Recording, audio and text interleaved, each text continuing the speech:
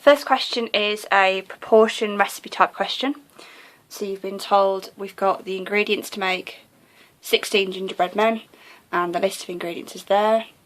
Hamish wants to make 24 gingerbread men. We've got to work out how much of each of the ingredients he needs. So the way I recommend you go about doing these sorts of problems, have a look at the recipe you've been given. So we've got 16. Think about an easy amount to find. So things like looking at half. I'd recommend you try half to start with, see if that gets you anywhere. Well, if you half these amounts, you're going to get 8 gingerbread men. So just halving all of these mentally.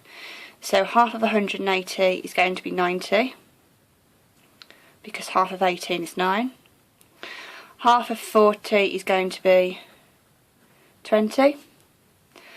Half of 110 is going to be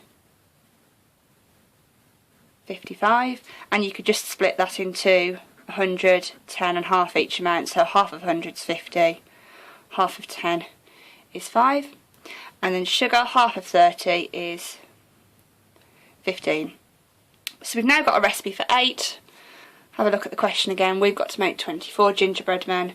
So we can do this in a couple of ways. We can either take the recipe for 16 and the recipe for 8 and add them together to get 24, or we can take the recipe for 8 and multiply it by 3. That's also going to give us 24. So I think it's probably easiest to add the 16 and 8 together here. So flour, we're going to have 180 and 90, so that'll be 270. So my flour is 270. Ginger, I've got 40 and 20. That's going to be 60 grams of ginger. Butter, I've got 110 and 55. So that's going to be 165 grams of butter.